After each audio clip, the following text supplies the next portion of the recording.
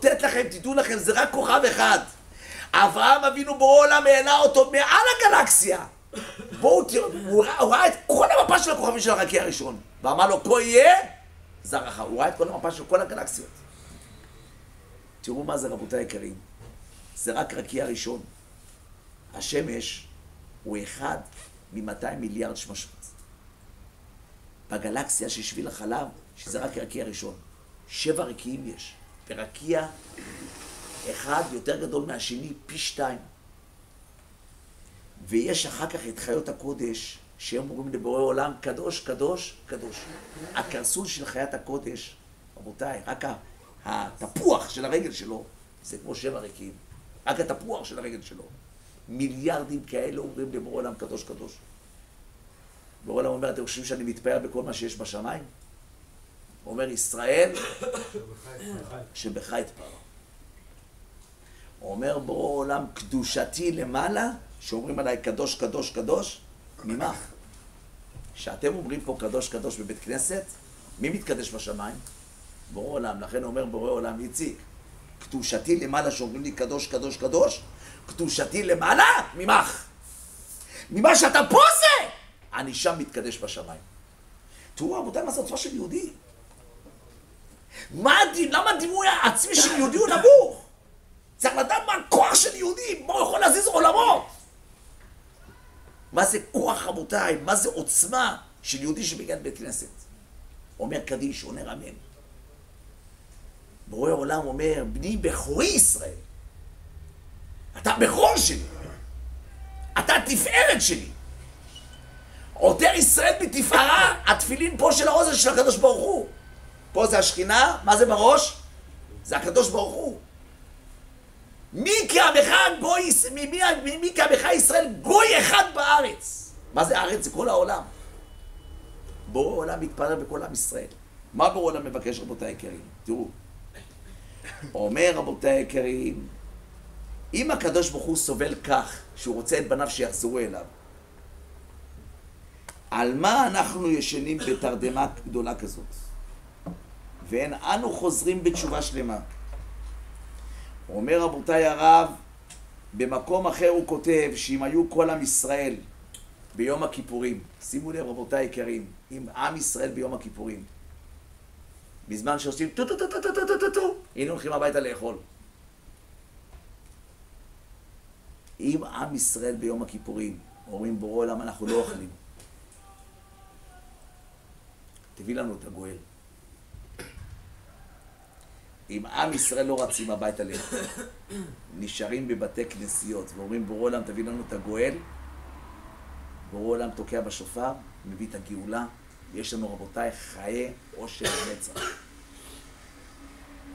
זה הרגע של שעת הנעילה, אחרי תקיעת השופר, שעת רצון מאוד גדולה, שבן אדם מה יבקש? את הגואל. הוא אומר רבותיי אנחנו לא זזים מכאן ולא הולכים לביתנו לאכול ולשתות עד שתגאל אותנו.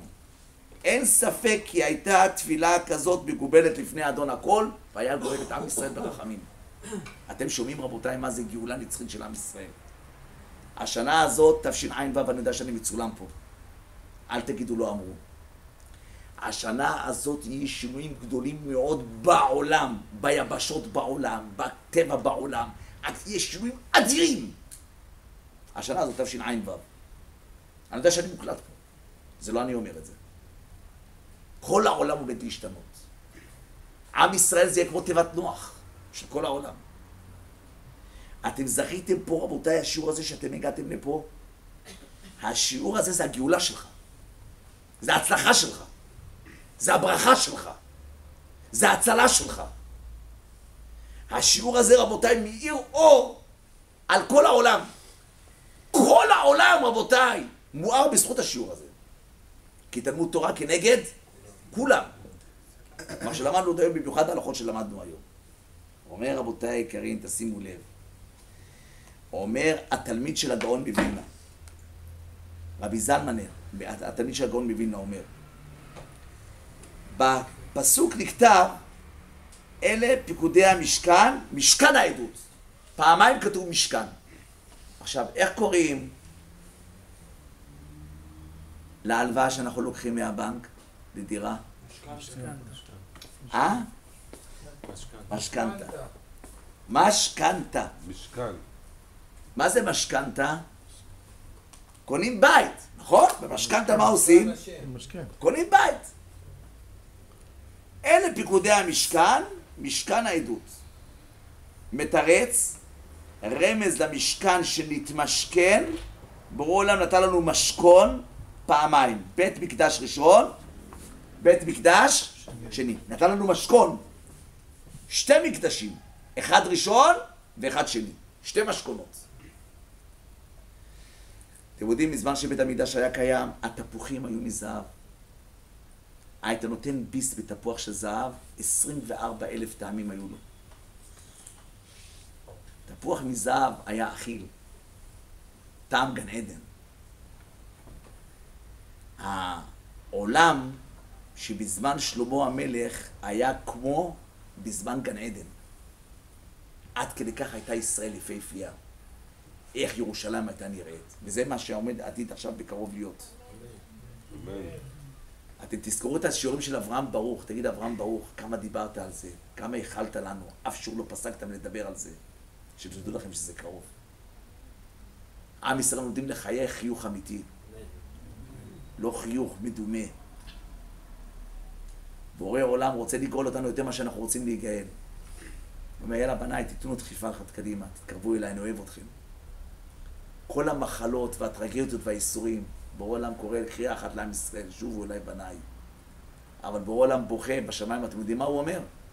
לשווא הכיתי את בניי, מוסר לא לקחו. שומעים? בורא עולם אומר, לשווא הכיתי את בניי, מוסר לא לקחו. כמה אני מכה את הבנים שלי? הם העם קשה עורף. לא מבינים אותי.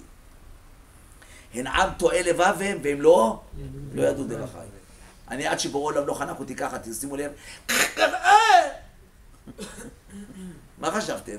איך חזרתי בתשובה? טובה, טובה. לא, מה בטוב. חטפתי בהתחלה סתירה, אחר כך ברקיעה, אחר כך בבולה. מה חשבתם? מי חוזר בתשובה ככה? אז לך טובה, טובה, תחזור. מה בטוב?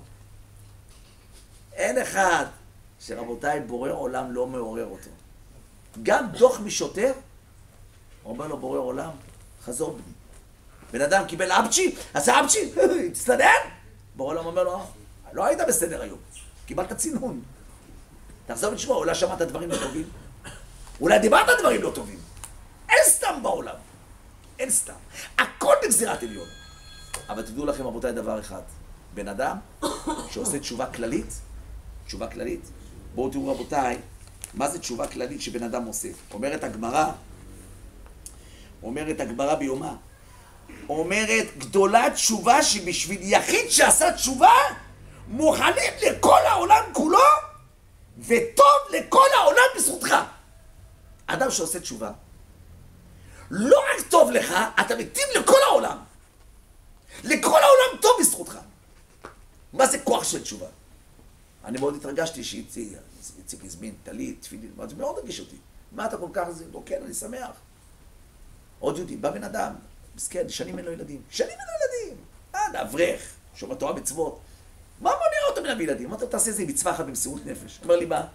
אמרתי לו, תניח תפילין שירבנו אותם. לא חובה. אדם ירא שמיים, יצא לדוח בת שניהם. אבל לא חובה. לקח את התפילין, תוך שבוע.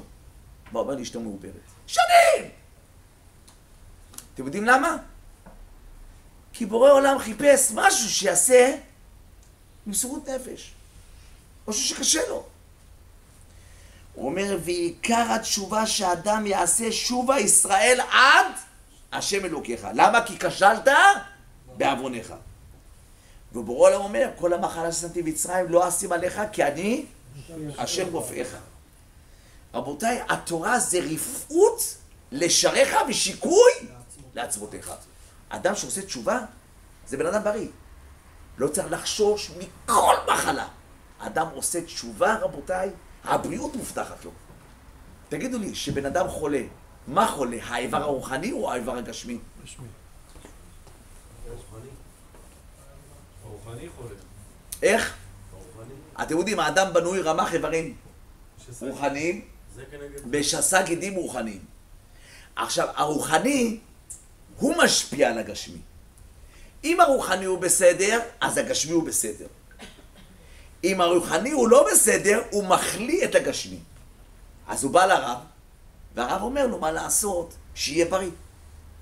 לכן התורה הכללית, רפאות לשריך, אל תקרא שריך, אלא בשריך. ושיקוי לעצמותיך, לא דלקת פרקים, לא רומטיזם, לא שום דבר.